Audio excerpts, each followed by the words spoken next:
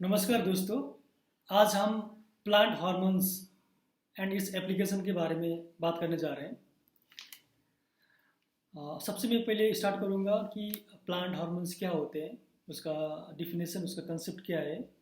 उसके बाद इसका प्लांट्स में फंक्शन क्या होता है और ये कहाँ कहाँ हम यूज़ कर सकते हैं। तो मैं ये वीडियो में मैं एक जनरल डिस्कशन बताने जा रहा हूँ। फिर अगले आने वाले वीडियो में हम कोई crop wise, chilli, grapes, tomato wise हम हार्मोन्स का एप्लीकेशन के बारे में बताएंगे। चलिए शुरू करते हैं। हार्मोन्स क्या होता है? हार्मोन्स एक केमिकल मैसेंजर है। ये जो कोई भी सिस्टम में, कोई लिविंग सिस्टम में बहुत माइन्यूट अमाउंट में प्रेजेंट होते हैं। उसका जो कंसंट्रेशन बहुत कम होता है। अगर इसको आप एक्सट्रैक्शन करना चाहें तो ये बहुत ज़्यादा मास लेके उसको निकाल सकते हैं। तो ये बहुत कम मात्रा में प्रोड्यूस होते हैं और बहुत कम मात्रा में प्रेजेंट होते हैं प्लांट्स में या टिश्यू में। तो इसको केमिकल मैसेंजर क्यों बोलते हैं? क्योंकि मैसेंजर इसलिए बोलते हैं कि ये प्लांट्स कोई भी स्ट्रेस फील कर रहा है बाहर से, जो high stress, temperature, drought, heat, cold, जो भी स्ट्रेस हो रहा है वो हार्मोन से वो रीड होते हैं। प्लांट उसको रीड कर सकता है। उसके साथ में और जो भी प्लांट्स का जो ग्रोथ होता है, फ्रॉम जर्मिनेशन से लेके राइपनिंग तक, पूरा हार्वेस्ट तक, हर एक स्टेप में हार्मोन्स, अलग अलग हार्मोन्स का अलग अलग रोल होता है। तो ओवरऑल हार्मोन्स एक प्लांट ग्रोथ एंड डेवलपमेंट के लिए वेरी इंपॉर्टेंट फैक्टर्स है। और कोई भी स्ट्रेस का जो टॉलरेंस होता है उसके लिए भी बहुत इंपॉर्टेंट फैक्टर है। तो जनरली जो अभी तक इस्टेब्लिश्ड हार्मोन है, जो अभी तक जो कॉमन हार्मोन जो स्टडी करते हैं हम लोग, इसमें auxin, gibberellic acid, cytokinin, ethylene, ABA, then jasmonic acid, salicylic acid, strigolactone, ये सब भी प्लांट्स हार्मोन है जो हर जगह यूज होते हैं। और प्लांट्स में इसका फंक्शन है, एज वेल एज हम बाहर से इसको अप्लाई कर सकते हैं। हाँ, तो मैंने बोला कि बाहर से अप्लाई कर सकते हैं। इसका मतलब ये होता है कि कभी कभी प्लांट में क्या होता है कि वो खुद से इतना ज़्यादा प्रोड्यूस नहीं कर सकता है। या तो ये भी होता है कि अगर प्लांट को स्ट्रेस में, अगर हम प्लांट को कोई थोड़ा मॉडिफाई करना चाहते हैं, अगर प्लांट हम चाहते हैं कि थोड़ा ज़्यादा ग्रोथ हो या थोड़ा कम ग्रोथ हो, या तो हम ये चाहेंगे कि राइपनिंग का प्रोसेस थोड़ा फास्ट हो या राइपनिंग थोड़ा डिले हो। अगर हम मार्केट के हिसाब से हम चाहते हैं कि उसको जल्दी निकालना है प्रोडक्शन, तो उस हिसाब से उसका स्प्रे कर सकती है। वो अलग अलग हार्मोन्स का जो अलग अलग उसका फंक्शन है, उसी हिसाब से हम अपना जो डिज़ायर ट्रेट है, जो आप डिज़ायर रिक्वायरमेंट है प्लांट के साथ, जो फ्रूट्स, उसी हिसाब से हम स्प्रे कर सकते हैं। तो कुछ हार्मोन ऐसे होते हैं जो ज़्यादा फ्लावर प्रोड्यूस करते हैं, कुछ हार्मोन ऐसे होते हैं जो फीमेल फ्लावर प्रोड्यूस करते हैं। जैसे आपने कुछ कुछ में ऐसे, कुछ कुछ प्लांट्स में ऐसे होते हैं जहाँ पे फीमेल्स फ्लावर कम होंगे या मेल्स फ्लावर बहुत कम होंगे। इसके वजह से प्रॉपर फ्रूट सेट नहीं हो पाता है। तो ये भी एक इसको भी हम सॉल्व करने के लिए हार्मोन स्प्रे होता है। तो कभी कभी ये होता है कि फ्रूट्स बहुत कंजस्टेड रूप में, क्लस्टर में ग्रो होते हैं, तो हम चाहते हैं कि थोड़ा अगर क्लस्टर थोड़ा इलोंगेट हो, थोड़ा बड़े ग्रेप्स में होता है। ग्रेप्स में क्या होगा कि अगर थोड़ा उसका क्लस्टर का इलोंगेशन हो गया तो अच्छे से डेवलप कर सकता है। बट एकदम हाईली क्लस्टर हो गया तो वो एक आपस में इतना ज़्यादा डेंस हो गया कि वहाँ पे ग्रो नहीं हो सकते। उसके साथ साथ में राइपनिंग के टाइम में, अब राइपनिंग के टाइम में क्या होता है कि हम चाहते हैं कि उसका कलर अच्छा आए, जिसकी वजह से मार्केट वैल्यू मिलेगा। तो कलर के लिए भी हम स्प्रे करना होता है। तो कभी कभी अब हम चाहते हैं, कभी कभी प्लांट में नेचुरली क्या होता है कि यूनिफॉर्मली कोई भी चीज़ नहीं होती है। या तो बॉड ब्रेकिंग भी यूनिफॉर्मली नहीं होता है, फ्लावरिंग भी यूनिफॉर्मली नहीं होता है, फ्रूट सेटिंग भी यूनिफॉर्मली नहीं होता है, क्योंकि वो नेचुरली कुछ ना कुछ अलग अलग उसमें अपने अपने हिसाब से चलते। इवन राइपनिंग भी यूनिफॉर्मली नहीं होता है। तो ये हर चीज़ यूनिफॉर्म मेंटेन करने के लिए भी हम बहुत सारे हार्मोन्स अलग अलग स्टेप में हम उसको अप्लाई कर सकते हैं। उसके साथ में जैसे स्ट्रेस है। अब कुछ कुछ हार्मोन्स ऐसे होते हैं जो स्ट्रेस टॉलरेंस में हेल्प करते हैं। जैसे एबी, एब्सिसिक एसिड हो गया, साइटोकाइनिन, ये हार्मोन्स अगर हम उसको नेचुरली ज़्यादा प्रोड्यूस करने वाले प्लांट है, वो तो ऑलरेडी स्ट्रेस रेजिलेंट होंगे। या तो हम अगर एक्स्ट्रा इसका स्प्रे कर रहे हैं तो वो उसको हम स्ट्रेस रेजिलेंट में हेल्प कर सकते हैं। आइए हम एक एक स्टार्ट करते हैं, उसका थोड़ा डिफिनेशन और उसका यूज कहाँ क्या कर सकते हैं। स्टार्टिंग में ऑक्सिन। तो ऑक्सिन बहुत पहले जो फर्स्ट टाइम स्टडी किया गया था वो हार्मोन, पहले जो हार्मोन इस्टेब्लिश हुआ था, जो साइंटिस्ट को सबसे फर्स्ट टाइम पता लगा था वो ऑक्सिन था।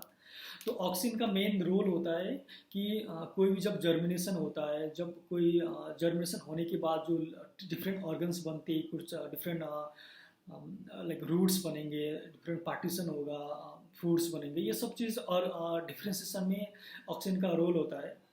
सबसे इम्पोर्टेंट रोल होता है कि रूट डेवलपमेंट में, जब रूट डेवलपमेंट में जैसे ऑक्सीजन का कंसंट्रेशन ज़्यादा होगा उस हिसाब से उसका रूट चलता है। और दूसरा आपने ये भी देखे होंगे कि कभी कभी जिस तरफ में सनलाइट है उस तरफ में प्लांट का ग्रोथ होता है, ये भी ऑक्सीजन के हेल्प से होता है। तो ओवरऑल ऑक्सीजन किस में हेल्प करता है, रूट डेवलपमेंट में, ओवरऑल सूट डेवलपमेंट में हेल्प करता है, और जाइलम फोलम डेवलपमेंट में हेल्प करता है। कभी कभी ये फ्लावर प्रोमेटिंग में भी हम उसको यूज़ कर सकते हैं। कभी कभी डीफोलेशन में भी इसको 2,4-D एक नाम करके हार्मोन आता है जो हम डीफोलेशन में यूज़ कर सकते हैं।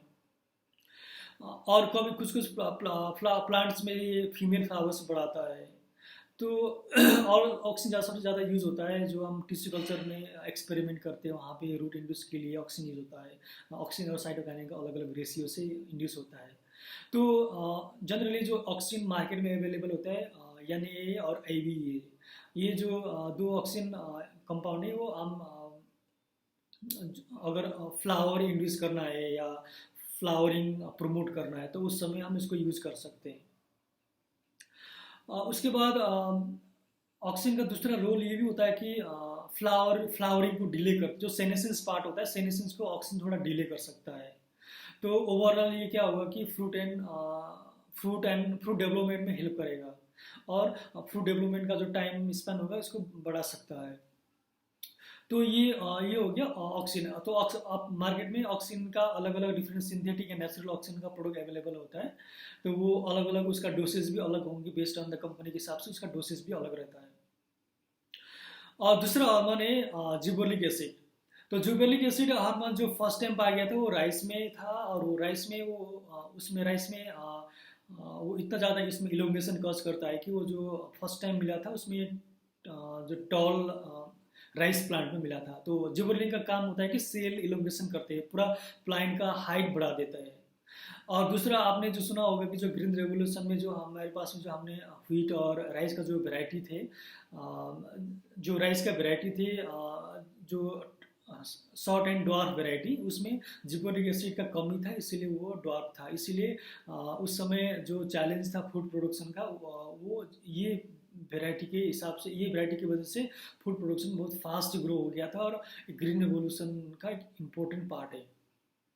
अब ये और इसमें क्या काम कर सकता है जिबर्लिक एसिड, इसमें कोई भी जो डॉर्मेंसी होता है वो ब्रेक करने के लिए भी काम होता है। जैसे सीड होंगे, सीड के लिए एक सीड डॉर्मेंट स्टेज में रहते हैं, अगर उसको हम चाहें कि उसको अर्ली, कुछ कुछ सीड ऐसे होते हैं जिसको टाइम स्पेन चाहिए होता है जर्मिनेशन के लिए, तो वो जर्मिनेशन जल्दी कराने के लिए या कोई भी बर्ड को डॉर्मेंसी ब्रेक करने के लिए हम जिबर्लिक एसिड अप्लाई कर सकते हैं।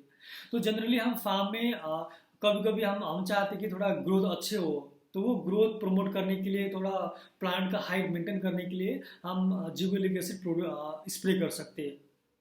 और उसके साथ साथ में जैसे अभी मैंने थोड़ी देर पहले बताया था कि जो क्लस्टर होते हैं, जो ग्रेप्स में जो क्लस्टर होते हैं, वो क्लस्टर को बढ़ाने के लिए, तो क्लस्टर इलोंगेट करने के लिए ताकि फ्रूट अच्छे से डेवलप हो, तो वहाँ भी हम जिबर्लिक एसिड का स्प्रे करते हैं। तो जिबर्लिक एसिड स्प्रे करने से क्या होगा, फ्रूट सेटिंग अच्छे से होता है और फ्रूट डेवलपमेंट अच्छा होता है। उसके साथ साथ में ये क्या किस में हेल्प करता है कि बेरी साइज बढ़ाने में और बेरी साइज को अच्छे मेंटेन करने में इसका हेल्प होता है। स्पेशली ग्रेप्स वाले फार्मर इसको ज़्यादा यूज़ करते हैं। और जिबर्लिक एसिड का भी मार्केट में डिफरेंट डिफरेंट कंसंट्रेशन में GA3 नाम करके या जिबर्लिन नाम करके हार्मोन आता है। उसके बाद दूसरा जो है वो इथिलीन है। तो इथिलीन को हम एज अ राइपनिंग हार्मोन भी बोलते हैं। इथिलीन एक सेनेसेंस इंड्यूस करने वाला एक हार्मोन है, जहाँ जो कोई भी प्लांट्स में अगर लीफ हो तो वहाँ लीफ एब्सिसेशन क्रिएट करेगा, लीफ को डिफोलेशन में हेल्प करता है। जैसे अगर हमको लीफ डिफोलेट करना है तो उस समय इथरेल या इथोपेन नाम करके जो इथिलीन प्रोड्यूसिंग कंपाउंड आते हैं, उसकी वजह से हम उसको डिफोलेट कर सकते हैं। जैसे पोमग्रेनेट फार्म्स में वो लोग इथरेल का स्प्रे करते हैं, क्योंकि वो जब हम एक स्ट्रेस देते हैं, स्ट्रेस के बाद हम चाहते हैं कि जो न्यू प्रूनिंग हो, प्रूनिंग के पहले हम उसको स्प्रे करके डिफोलेट करते हैं। और दूसरा इथिलीन का राइपनिंग में रोल है, क्योंकि ये राइपनिंग को इंड्यूस करता है और उसको बढ़ाता है। तो अगर हम चाहें, अगर कोई ग्रेप्स या कोई फ्रूट्स में हम चाहते हैं कि उसका राइपनिंग स्मूथली हो, यूनिफॉर्म राइपनिंग हो या जल्दी राइपनिंग हो, उस समय हम उसकी अलग अलग डोज से हम इथिलीन स्प्रे कर सकते हैं और इसका हम लाभ ले सकते हैं। तो इथिलीन में इसका भी अलग अलग कंपाउंड मार्केट में आता है, तो अलग अलग क्रॉप में इसका अलग अलग टाइम में इसका एप्लीकेशन होता है। दूसरा है एब्सिसिक एसिड। अभी इतना सारे क्लाइमेट चेंज हो रहा है, इतना हीट स्ट्रेस, ड्रॉट स्ट्रेस आ रहा है, तो अभी दुनिया में बहुत सारे साइंटिस्ट एब्सिसिक एसिड को लेके रिसर्च कर रहे हैं। वो चाहते हैं कि एब्सिसिक एसिड की वजह से वो क्रॉप्स को ज़्यादा ड्रॉट टॉलरेंट बनाने के लिए काम करने को ट्राई कर रहे हैं, और बहुत सारे वैरायटी डेवलप भी हो चुके हैं और बहुत सारे अभी प्रोसेस में है। तो एब्सिसिक एसिड का ये होता है कि जब भी थोड़ा स्ट्रेस होगा प्लांट को, जब मॉइस्चर स्ट्रेस होगा, उस समय एब्सिसिक एसिड पूरा ओवरऑल प्लांट ग्रोथ कंट्रोल के लिए हेल्प करता है, ताकि प्लांट कुछ ज़्यादा समय तक उसको सस्टेन कर सके या प्लांट कुछ ज़्यादा समय तक स्ट्रेस को सस्टेन कर सके। तो और दूसरा रोल ये भी होता है कि एब्सिसिक एसिड इवन राइपनिंग में भी हेल्प करता है। जो कुछ कुछ फ्रूट्स ऐसे होते हैं जहाँ पे एबीए का बहुत इंपॉर्टेंट रोल होता है, उसको यूनिफॉर्मली राइपनिंग या उसको राइपनिंग इंड्यूस करने के लिए। कुछ फ्रूट्स ऐसे होते हैं जहाँ पे इथिलीन प्रोड्यूस नहीं होते, वो जहाँ पे जो फ्रूट्स में इथिलीन प्रोड्यूस नहीं होते या बहुत कम मात्रा में होते हैं, वहाँ पे उसका जो सब्सटीट्यूशन होगा, वहाँ पे एब्सिसिक एसिड हम स्प्रे कर सकते हैं। अभी रिसेंटली ग्रेप्स में एब्सिसिक एसिड का प्रयोग बढ़ रहा है, साइंटिस्ट लोग अप्लाई कर रहे हैं और फार्मर्स भी इसमें बहुत सारा इंटरेस्ट देके ट्रायल कर रहे हैं और उसको वो भी इसको यूज़ कर रहे हैं। तो एब्सिसिक एसिड का अभी रोल बढ़ रहा है, इसका इसका यूज़ बढ़ रहा है। तो ये एबीए नाम का, एबीए से इसका मार्केट में आपको मिलेगा। इसका अलग अलग डोज होंगे बेस्ड ऑन डिफरेंट कंपनीज। तो ओवरऑल एबीए का रोल होगा कि जो भी heat stress, drought stress help करने के लिए, उसको रेजिलेंट करने के लिए हम क्रॉप में यूज़ कर सकते हैं। तो यहाँ पे रूट से लेके इवन सूट हर तरीके से ये कंट्रोल कर सकता है। तो फर्स्ट काम जो एबीए करता है वो स्टोमाटा को क्लोज करता है। स्टोमाटा क्लोज करने के बाद जो नीचे ग्राउंड में जो वाटर है वो लॉस होने में लॉस नहीं होगा या कम होगा। तो जब पानी के लॉस कम हो रहा है तो सॉइल में जो मॉइस्चर होगा वो ज़्यादा समय तक मेंटेन कर सकता है। तो अभी अभी रिसेंटली कुछ कुछ वैरायटी ऐसे डेवलप हुए हैं जो जिसमें एक ट्रेट है जो थोड़ा भी स्ट्रेस आने के बाद वो वाटर कंजर्वेशन स्टार्ट करते हैं। वो वैरायटी वाटर कंजर्वेशन जो कर सकते हैं वो ज़्यादा समय स्ट्रेस में सस्टेन कर सकते हैं। तो यहाँ भी एबीए का काफ़ी इम्पोर्टेंट रोल है। उसके अब दूसरा हार्मोन में आता है हम साइटोकाइनिन। तो साइटोकाइनिन हार्मोन एक हम एक स्ट्रेस रेजिलेंट हार्मोन भी बोल सकते हैं। ये एंटी सेनेसेंस हार्मोन है, ये सेनेसेंस को डिले करता है। तो अब अगर आप साइटोसाइनिन का अमाउंट ज़्यादा होगा प्लांट में, तो जो भी राइपनिंग प्रोसेस होंगे या प्रोसेस हो रहे हैं या बाकी अदर क्लोरोफिल डिग्रेडेशन हो रहा है तो वो थोड़ा कम हो जाएंगे। तो साइटोकाइनिन स्प्रे से, साइटोकाइनिन इंड्यूस करने से प्लांट में ग्रीननेस ज़्यादा बढ़ेगा। उसके साथ साथ में उसका फोटोसिंथेसिस वगैरह, उसका जो ग्रोथ होता है वो मेंटेन रहता है साइटोकाइनिन से। तो साइटोकाइनिन स्पेशली टिश्यू कल्चर में भी यूज़ होता है। टिश्यू कल्चर में साइटोकाइनिन सूट डेवलपमेंट के लिए यूज़ होता है। और मैंने स्टार्टिंग में बोला था कि जो ऑक्सिन का जो यूज़ होता है वो ऑर्गन डेवलपमेंट में और ऑर्गन डिफ्रेंसिएशन में जो यूज़ होता है, वहाँ पे साइटोकाइनिन और ऑक्सिन का डिफरेंट रेशियो से डिफरेंट पूरा प्लांट का ग्रोथ होता है और प्लांट का जो ऑर्गन डेवलपमेंट होता है। तो देखिए साइटोकाइनिन इसका अभी एप्लीकेशन रिसेंटली ग्रो हो रहा है, लोग इसमें थोड़ा इंटरेस्ट दे रहे हैं और इसका काफ़ी ज़्यादा यूज है। इसका internally as well as externally spray करने से हम इसको बहुत सारे इसका बेनिफिट ले सकते हैं। तो साइटोकाइन में भी मार्केट में मिलता है। तो आपको ये साइटोकाइन का डोज देख के और इसको आप अच्छे से इसको इन्फॉर्मेशन पता करके इसका यूज़ कहाँ कर सकते हैं वो पता करके आप इसको यूज़ कर सकते हैं। और जो दूसरा हार्मोन है वो है सैलिसाइलिक एसिड एंड जास्मोनिक एसिड। तो ये दो हार्मोन है, ये प्लांट डिफेंस में बहुत इसका प्रोमिसिंग रोल है। ये अभी रिसेंटली सैलिसाइलिक एसिड और प्लांट डिजीज टॉलरेंस में बहुत काफ़ी इसमें रिसर्च चल रही है। तो हम सैलिसाइलिक एसिड को इंड्यूस करके बहुत सारे डिजीज़ को हम रोक सकते हैं। जो फंगल डिजीज़ होंगे, जो बैक्टीरियल डिजीज़ होंगे, वहाँ पे सैलिसाइलिक एसिड से हम उसको कंट्रोल कर सकते हैं। अभी डायरेक्टली स्प्रे करने के लिए अभी इतना ज़्यादा रिकमेंडेशन में केमिकल नहीं आ रहा है, बट इसका ऑलरेडी इसका जो रोल है वो ऑलरेडी इस्टेब्लिश्ड है। ये धीरे धीरे अब बहुत सारी कंपनी लॉन्च कर रही है और ये आप डिजीज कंट्रोल के लिए इसको यूज़ कर सकते हैं। सिमिलरली जास्मोनिक एसिड, तो जास्मोनिक एसिड का और दूसरा रोल है कि जो पेस्ट होते हैं, पेस्ट जब कोई भी अगर पेस्ट इंसेक्ट्स प्लांट को अटैक करेगा तो उस समय प्लांट को थोड़ा ज़्यादा एक्टिव होने के लिए, उसका इम्यूनिटी जो बढ़ाने के लिए वहाँ पे जास्मोनिक एसिड और सैलिसाइलिक एसिड हेल्प करेंगे। तो ये हार्मोन का भी एप्लीकेशन काफ़ी बढ़ रहा है। और दूसरा है स्ट्रिगोल एसीटोन। तो स्ट्रिगोल एसीटोन हार्मोन एक ऐसा हार्मोन है जिसको हम टिलरिंग हार्मोन या ब्रांचिंग हार्मोन बोलते हैं। तो ये कुछ जो क्रॉप होते हैं जहाँ पे ब्रांचिंग कम हो रहे होंगे, तो वहाँ पे अगर ब्रांच इंड्यूस करना है तो वहाँ पे हम ये हार्मोन को अप्लाई कर सकते हैं। तो ये तो हो गया कॉमन इस्टेब्लिश हार्मोन। इसके साथ साथ में और बहुत सारा हार्मोन अभी रिसेंटली रिसर्च पे चल रहे हैं और उसका एप्लीकेशन भी आ रहे हैं। कुछ फ्लावर प्रोमोटिंग हार्मोन होंगे, कुछ फ्लावर को डिले करेंगे। बहुत सारा हार्मोन अभी जो कुछ पेप्टाइड्स हार्मोन है जो अभी रिसेंटली डेवलप हो रहे हैं। तो तो दोस्तों हम हर एक क्रॉप वाइज उसका एग्जैक्ट उसका नेम जो अवेलेबल डिफरेंट डिफरेंट हार्मोन का कंसंट्रेशन, उसका नेम हम डिफरेंट क्रॉप वाइज हम नेक्स्ट वीडियो में एक्सप्लेन करेंगे। अभी के लिए ये जनरल आपको मैंने एक हार्मोन का रोल बता दिया।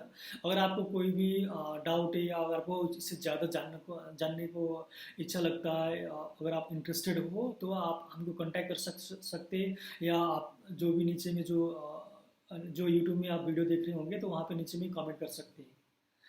तो दोस्तों ठीक है, आज के लिए इतना और धन्यवाद।